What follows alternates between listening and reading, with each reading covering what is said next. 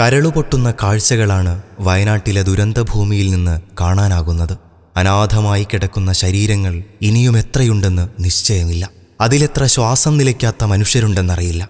പ്രതീക്ഷ കൈവിടാതെ അവസാന മനുഷ്യനിലേക്കും അവസാന ജീവിയിലേക്കും ജീവിതത്തിലേക്കും ഓടിച്ചെല്ലുകയാണ് ദുരന്തഭൂമിയിലെ സന്നദ്ധ സംഘങ്ങളും ഉദ്യോഗസ്ഥരും നേതാക്കളുമെല്ലാം.